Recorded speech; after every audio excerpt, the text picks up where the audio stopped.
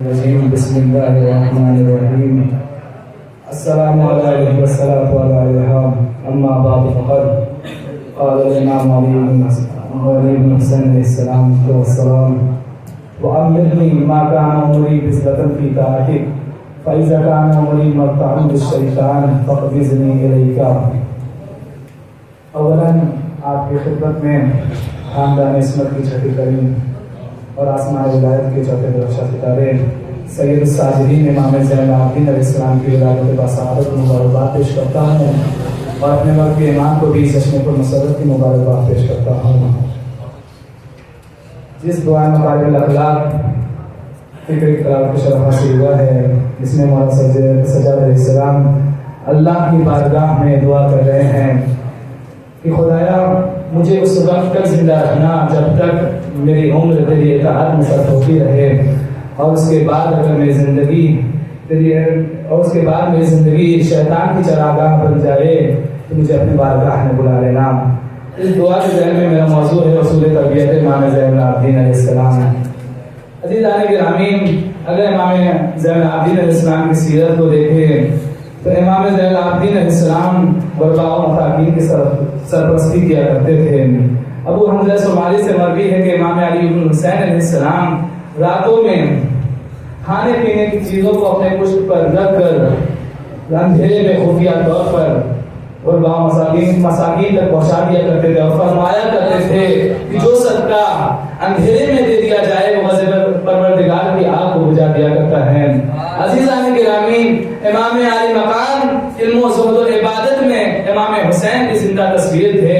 امام علی مقام کے سجدے کا یہ امتیاز تھا کہ امام اتنا سجدہ کیا کرتے تھے کہ آپ کا لقب سید الساجدین پڑ گیا. امام کی عبادت کائنات میں شعلہ آفاق تھی، اس بنا پر امام کو زین العابدین کے لقب سے یاد کیا گیا. عزیزان گرامی، امام سجاد علیہ السلام کی زندگی میں جتنی اہمیت آپ کی نمازوں اور عبادتوں کو حاصل ہے اتنی اہمیت آپ کی دعاؤں کو بھی حاصل ہے. اور آپ کی دعاؤں کو مجموعہ جس کا نام صحیفہ سجادیہ ہے. عزیزان گرامی، امام علی مقام نے توحید کے ذریعے صحیفہ سجادیہ میں انسان کی تربیت پر تاکید کی ہے. عزیزان گرامی، مختلف دعا صحیفہ سجادیہ میں موجود ہے. باعنوان تربیت امام نے بیان کی ہے.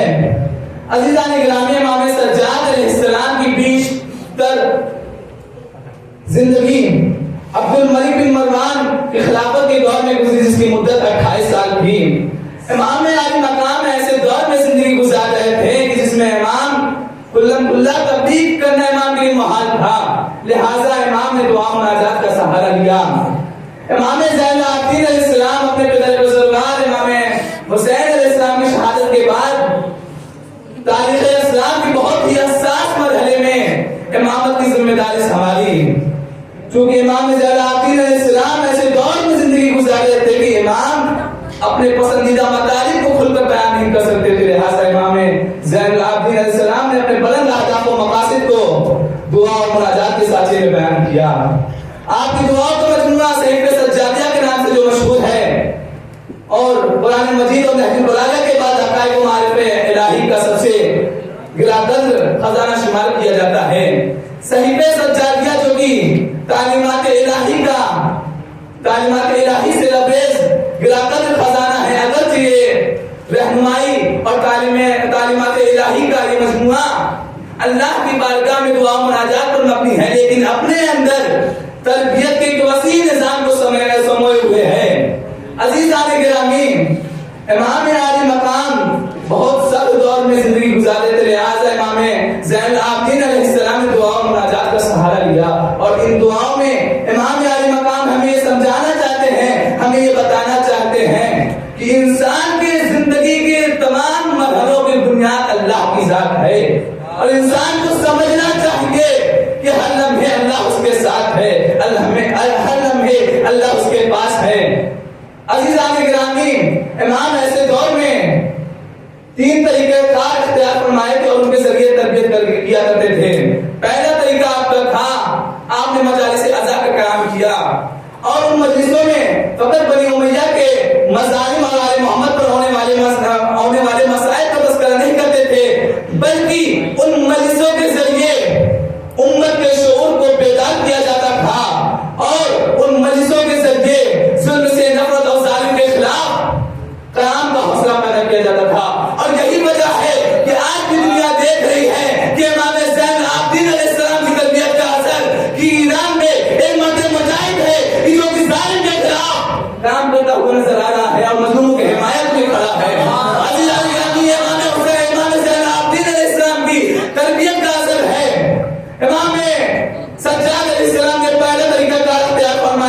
کہ امام نے مجلس اعضاء کا قیام کیا اور ان کے ذریعے تربیت کا کیا کرتے تھے.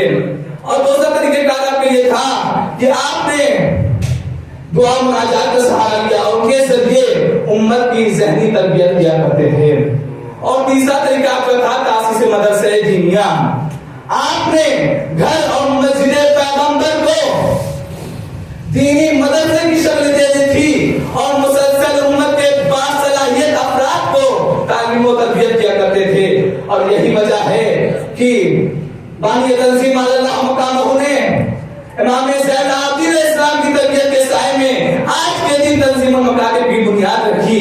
اور وہ تنظیم المکاتب، اور یہی وجہ ہے کہ جو تنظیم المکاتب 5 مکاتب سے شروعات ہوئی تھی، آج وہ اپنے گلدستے میں جس کی خوشبو پورے ہندوستان میں پھیلی ہوئی ہے. آپ خود اندازہ لگائیے عزیزان گرامی، آپ خود سوچئے کہ آپ خود سوچئے، آپ خود تصور کیجئے، آپ خود سمجھئے کہ عزیزان گرامی، عزیزان گرامی کہ چاہے وہ بنگال کا مرد مومن ہو، چاہے وہ گجرات کا مرد مومن ہو، چاہے راجستان کا ہو، کہیں کا بھی ہو، ہر انسان یہ کہنے پر مجبور ہے، یہاں تک کہ جموں کشمیر لداخ کی پہاڑ تک ہر انسان سے تسلیم خم کرتے یہ کہنے پر مجبور ہے کہ واقعاً یہ ایسا ادارہ ہے جس نے ہمارے بچوں کو بولنا سکھایا ہے، جس نے ہمارے بچوں کو پیغام نبی سکھایا ہے، جس نے ہمیں انسان بنا دیا ہے اور ہمارے اندر ایسا جذبہ پیدا کر دیا ہے. آج ہم قدیری نظر آتے ہیں، آج ہم کربلائی نظر آتے ہیں، آج ہم حسینی نظر آتے ہیں. یہ ادارے تنظیم المکاتب کا فیض و کرم ہے. عزیزان گرامی، آپ سارے مساجد و امام بارگاہ کے منبر پر بیٹھے ہوئے علماء و خطباء و ذاکرین کے بازو پکڑ کر سوال کرے کہ پہلے دن تعلیمات آل محمد کہاں سے سیکھی، تو فوراً جواب دیں گے کہ ہمارے گاؤں میں مکتب ہے، ہمارے گاؤں میں تنظیم المکاتب ایک مکتب چلا کرتا تھا کہ جس سے ہم نے سیکھا ہے. تو عزیزان گرامی، ہر انسان کو یہ تسلیم کرنا پڑے گا کہ بانی تنظیم المکاتب کی خدمات صرف مکاتب تک محدود نہیں ہے، بلکہ مجلسوں کی بنیاد بھی ہے، امام بارگاہ کی بنیاد بھی ہے، مسجدوں کی بنیاد بھی ہے. عزیزان گرامی، امام نے عزیزان گرامی بانی تنظیم نے ایسے دور میں، ایسے زمانے میں تنظیم المکاتب کا قیام کیا کہ جس زمانے میں لوگوں کو غسل نہیں آ رہا تھا، جس زمانے میں لوگوں کو نماز جنازہ کا صحیح طریقہ نہیں معلوم تھا، اس وجہ سے بانی تنظیم اللہ مقامہ نے